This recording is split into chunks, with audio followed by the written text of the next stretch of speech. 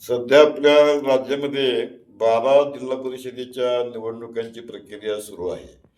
आणि आपण असं बघतो, की जेव्हा कुठल्याही निवडणुका असतात, त्यावेळेला राजकीय पक्ष घोषणा करतात, की विधान भवनावरती आमचा झेंडा फडकवू.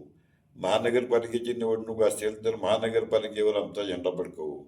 नगरपालिकेची निवडणूक असेल, तर नगरपालिकेवर आमचा झेंडा फडकवू. अशा घोषणा आपण देताना लोक पाहतो. आता हे झेंडा फडकवणे हा जो प्रकार आहे, तो अनेक गिर्यारोहक खास करून पर्वत शिखरावरती ज्यावेळेला ते शिखर सर करतात, तेव्हा तिथं देशाचा झेंडा फडकवतात. एखाद्या देशाचं सैन्य जेव्हा नवीन भूमी जिंकतं, तेव्हा तिथं आपला देशाचा झेंडा फडकवतात. म्हणजे मी तर अनेक वेळा असं म्हणतो, की आपला जो तिरंगा फडकतो आहे, हा तिरंगा वाऱ्यावरती फडकत नाही, तर तो आपल्या सैनिकांच्या श्वासावरती फडकतो आहे. त्यामुळे झेंडा फडकवणे किंवा ध्वज फडकवणे ह्याला आपल्याकडे असे अनेक प्रकारचे सिग्निफिकन्स आणि अर्थ आहेत, की थोडक्यात झेंडा फडकवणे म्हणजे एक विजय मिळवणे, विजयश्री संपादन करणे आणि आपले इप्सित साध्य करणं, अशा अर्थानं झेंडा फडकवणे हा शब्द वापरला जातो.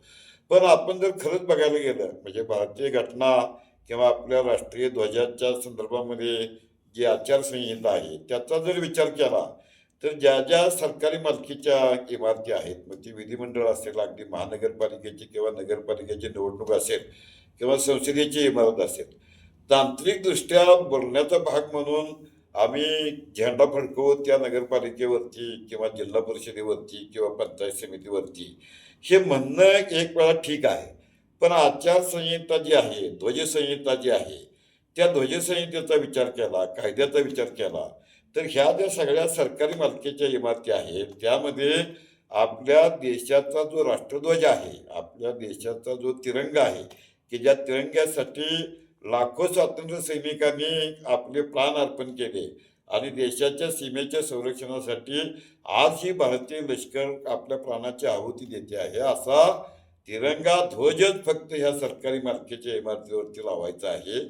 त्यामुळे पुढाऱ्यांनी कितीही भाषणं केली आणि कार्यकर्त्यांनी कितीही समर्थन केलं, की आमचा झेंडा अमक्या-अमक्या ठिकाणी फडकवू, तर गड्यानो तुमचा झेंडा काही फडकणार नाही. आपल्या इमारतीवरती, आपल्या शासकीय कार्यालयावरती ध्वज फडकणार, तो भारताचा तिरंगा राष्ट्रध्वजच फडकणार, याची खुणगाट सर्वांनी मनात बाळगावी.